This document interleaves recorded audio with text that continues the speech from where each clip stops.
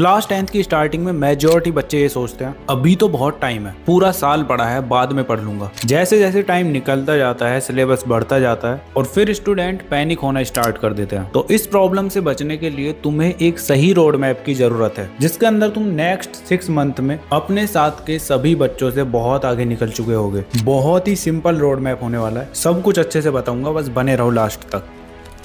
So hi everyone, this is Mukul Bhardwaj और आज की वीडियो में हम बात कर रहे होंगे क्लास 10th रोड मैप की। ज्यादातर रोड मैप इतने कॉम्प्लिकेटेड होते हैं कि बच्चा देखते ही डिमोटिवेट हो जाता है, और आज जो रोड मैप मैं तुम्हें बताऊंगा वो इतना सिंपल है कि एक बिलो एवरेज बच्चा भी वीडियो के एंड होते होते बोलेगा कि हाँ ये तो मैं भी कर सकता हूँ। और तुम लोगों को खुद लगेगा कि यार इतना ईजी है class 10th, because boards crack करना जीनियस का काम नहीं है। यहाँ तुम्हें चाहिए बस एक सही डायरेक्शन, और वही मैं तुम्हें दूंगा, बाकी एग्जीक्यूट करना तुम्हारा काम है। तो स्टार्टिंग करते हैं अपने फर्स्ट मंथ से, जिसका नाम हम रख रहे होंगे अंडरस्टैंड। तो फर्स्ट मंथ में तुम्हारा बस एक ही काम है, अपने सिलेबस को समझो। और न्यू सिलेबस तुमने अभी तक नहीं देखा है तो टेलीग्राम की लिंक मैं डिस्क्रिप्शन में दे दूंगा। मैंने सभी सब्जेक्ट के लिए वहां सिलेबस की पीडीएफ अपलोड कर रखी है। सिलेबस देखने के बाद तुम्हें अपनी एनसीईआरटी उठानी है। हर सब्जेक्ट के चैप्टर देखो, बस चैप्टर सिर्फ देखना है, पढ़ना मत, बस ऊपर ऊपर से देख लो बेसिक अंडरस्टैंडिंग के लिए। और साइंस के लिए मैंने ऑलरेडी ऐसी वीडियो अपलोड कर रखी है, जिसके अंदर मैंने रियल लाइफ से कनेक्ट करके सभी चैप्टर्स को थोड़ा थोड़ा समझा रखा है, तो तुम उस वीडियो को भी जाके देख सकते हो। अब बेसिक अंडरस्टैंडिंग के बाद तुम्हें इस मंथ के अंदर सिर्फ एक चैप्टर पढ़ना है किसी एक सब्जेक्ट का। अब उस चैप्टर को तुम्हें प्रॉपर्ली समझना है, उसके तुम्हें नोट्स बनाने हैं, लेक्चर वगैरह अच्छे से अटेंड करने हैं। फोकस इस चीज पे रखना है कि तुम्हें स्पीड नहीं, अंडरस्टैंडिंग को मास्टर करना है। चाहे तुम दिन में आधा ही चैप्टर पढ़ो या एक ही टॉपिक क्यों ना पढ़ो, एक ही सब्जेक्ट का बस, बट इस तरह से पढ़ो जैसे तुम उसको कभी भूलो ना। फर्स्ट मंथ तुम्हें कोई भी लोड नहीं लेना है कि इतना सिलेबस है, ये है, वो है, जल्दी फिनिश करना है। फर्स्ट मंथ तुम्हारा बस फाउंडेशन के लिए है। अगर तुम फर्स्ट मंथ में हर सब्जेक्ट के एक एक या दो चैप्टर कंप्लीट कर लोगे ना स्टार्टिंग के, वो भी काफी है। तो फर्स्ट मंथ में अच्छे से टाइम लो, बट समझो चीजों को। अब फर्स्ट मंथ के बाद स्टार्ट होता है तुम्हारा सेकंड मंथ, जिसका नेम रखेंगे हम बिल्ड, मतलब कि हैबिट बनाना। अब फर्स्ट मंथ में तुमने सिलेबस को समझा, इस मंथ में तुम्हें एक फिक्स्ड रूटीन बनाना है। सिंपल रूटीन अपने अकॉर्डिंग बना सकते हो,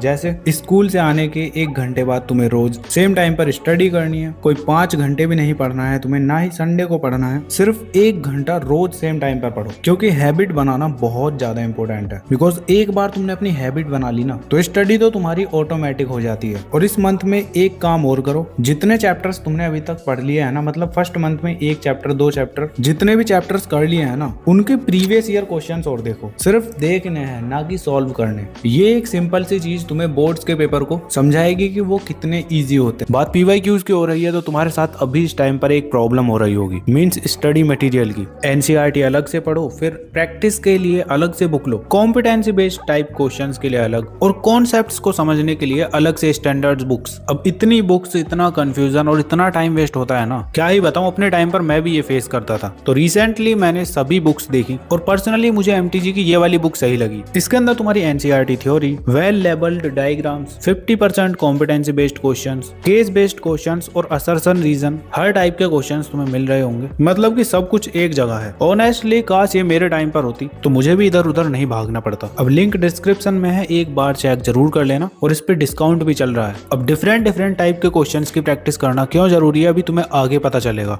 अब सेकंड मंथ में तुम ट्राई करोगे कि एटलीस्ट 3-3 चैप्टर तुम्हारे हर सब्जेक्ट में कंप्लीट हो गए हो, मतलब कि 2-2 चैप्टर तुम्हारे फर्स्ट मंथ में होंगे और 3-3 चैप्टर सेकंड में। तो 2 मंथ्स में तुम 5 चैप्टर्स कंप्लीट कर चुके होगे अपने सभी सब्जेक्ट में। और अब मैं तुम्हें बताऊंगा थर्ड मंथ में वो एक चीज जो ज्यादातर बच्चे स्किप करते हैं, और इसीलिए वो हाफ ईयरली में रोते हैं। ठीक है, अब स्टार्ट होता है तुम्हारा थर्ड मंथ, जिसका नेम होगा तुम्हारा लॉक, मतलब कि जो तुमने अभी तक पढ़ा है ना, उसको लॉक करना, मतलब पक्का करना। यहाँ ज्यादातर बच्चे गलती करते हैं, न्यू चैप्टर्स को पढ़ते रहते हैं, ओल्ड चैप्टर को भूलते जाते हैं। अब इस मंथ का सिंपल सा रूल होगा कि न्यू चैप्टर को पढ़ने से पहले ओल्ड चैप्टर को 10 मिनट्स के लिए रिव्यू करना है। बस जो तुमने नोट्स बनाए होंगे ना, उनको 10 मिनट के लिए बस देख लो। जबरदस्ती याद नहीं करना है, बस जो पॉइंट्स वगैरह है, हेडिंग्स हैं, उनको बस देखो, ताकि वो टॉपिक्स तुम्हारे माइंड में बने रहे। ये तुम्हारा स्पेस्ड रेपिटेशन है, मतलब कि एक बार ब्रेन में स्टोर हो गई चीजें, बाद में सिर्फ रिफ्रेश करना है तुम्हें। अब इस मंथ का सिंपली तुम्हारा गोल होगा कि जितने भी तुम्हारे टेस्ट वगैरह होते हैं, उनमें से तुम्हें एक भी टेस्ट को स्किप नहीं करना है। अब यहाँ पर कुछ बच्चों के हाफ ईयरली भी स्टार्ट हो चुके होंगे, तो उनको हाफ ईयरली की प्रिपरेशन करनी है। हाफ ईयरली को सीरियसली लेना है, ये तुम्हारा मिनी बोर्ड्स है, जहाँ तुम्हारे मार्क्स नहीं प्रैक्टिस मिलती है। और जो बच्चा हाफ ईयरली को सीरियसली लेता है तो वो बोर्ड्स में कभी भी नर्वस नहीं होगा। अब इस मंथ का सिंपली रूल है तुम्हारा, इसमें भी तुम्हें अपने हर सब्जेक्ट के 3-3 चैप्टर्स को कंप्लीट कर लेना है और 3 मंथ के अंदर तुम्हारे 8-8 चैप्टर कंप्लीट हो रहे होंगे। अब देखो, अगर तुम्हें चैप्टर वाइज रोड मैप चाहिए तो उसके लिए कमेंट कर देना, वो मैं अलग से बना दूंगा, ठीक है। तो 3rd मंथ तुम्हारा कुछ इस तरह से एंड होगा। फिर स्टार्ट होता है तुम्हारा 4th मंथ, जिसका नेम होने वाला है ग्रोथ। मतलब सिंपल है, इस मंथ में तुम्हें अपनी पेस को बढ़ाना है। फर्स्ट 3 मंथ में तुमने थोड़ा थोड़ा पढ़ा, मतलब तुम्हारी फाउंडेशन बिल्ड हो चुकी है, आधे से ज्यादा सिलेबस कंप्लीट हो चुका है। अब यहाँ तक तो तुम 1 से 1.5 घंटे की दिन में सेल्फ स्टडी कर रहे थे। 3 मंथ्स तुम्हें बस यही रूटीन फॉलो करना था और तुम्हें अब भी समझ नहीं आ रहा कि किस टाइम पे तुम्हें सेल्फ स्टडी करनी है, कब होमवर्क करना है। मतलब कि एक तरीके से तुम टाइम टेबल नहीं बना पा रहे। तो उसके लिए भी मैंने चैनल पर ऑलरेडी वीडियो अपलोड कर रखी है, अगर टाइम है तो देख लेना, ठीक है। बाकी इस मंथ में तुम्हें अपनी पेस को बढ़ाना है। जहाँ पे तुम 1 घंटे सेल्फ स्टडी कर रहे थे, अब तुम्हें 2 घंटे स्टडी करना है। और सिर्फ एक चीज ऐड करनी है तुम्हें इस मंथ में, जहाँ पे तुम प्रीवियस ईयर क्वेश्चंस को सॉल्व करना स्टार्ट कर रहे होगे, ठीक है। रोज तुम्हें एक सब्जेक्ट के 2 से 3 PYQs और उसके साथ साथ competency based question 5 to 10 questions तुम्हारे कॉम्पिटेंसी बेस्ड होने चाहिए। और ये चीज भी तुम्हें अपनी हैबिट में डाल लेना है। PYQ तो तुम बाद में कर सकते हो, लेकिन कॉम्पिटेंसी बेस्ड क्वेश्चंस तुम फर्स्ट मंथ से ही करना स्टार्ट करोगे। और बाकी 4th मंथ का तो तुम्हारा PYQs का है ही। अगर तुम 4th मंथ से बोर्ड्स तक लगातार PYQs सॉल्व करते हो तो हर सब्जेक्ट के तुम 250 PYQs लगा रहे होगे। और सीन कुछ ऐसा होगा कि बोर्ड्स में कोई भी ऐसा क्वेश्चन नहीं होगा जो तुमने पहले नहीं देखा हो। PYQ और कॉम्पिटेंसी बेस्ड क्वेश्चंस का एकदम डेडली कॉम्बिनेशन है, ठीक है। और 4th मंथ में तुम्हें एक काम और करना है, जो तुम्हारे वीक सब्जेक्ट है ना या वीक टॉपिक्स है, उनको भी आइडेंटिफाई करना है। और वो कैसे करोगे तुम? वो अपने हाफ ईयरली के रिजल्ट से या तुम्हारे यूनिट टेस्ट हुए होंगे उनमें देखोगे किस टाइप के क्वेश्चंस तुम्हारे ज्यादा गलत हो रहे हैं और किस सब्जेक्ट में तुम्हारे ज्यादा मार्क्स आ रहे हैं, कम मार्क्स आ रहे हैं, ये सब देखोगे। जहां से तुम्हारे कम मार्क्स आ रहे हैं वो सब्जेक्ट तुम्हारा वीक है, और जो क्वेश्चंस ज्यादा गलत हो रहे हैं उसके टॉपिक देखो, वही टॉपिक तुम्हारा वीक है, ठीक है। बस डेली इस तरह से देखते रहो और वीक टॉपिक्स को आइडेंटिफाई करो। इस मंथ तुम्हें ज्यादा चैप्टर्स नहीं करने, 2 से 3 चैप्टर तुम हर सब्जेक्ट के कर सकते हो, साइंस और मैथ्स के अंदर। बाकी सोशल साइंस के अंदर तो तुम 4 to 5 चैप्टर्स भी कर सकते हो। बाकी इस मंथ का सिंपल रहेगा, PYQs करने हैं और जो वीक टॉपिक्स हैं उनको आइडेंटिफाई करके उनके लिए तुम्हें एक्स्ट्रा 30 मिनट स्टडी करनी है उसको इंप्रूव करने के लिए। बाकी 2 घंटे की तुम्हारी सेल्फ स्टडी रहेगी।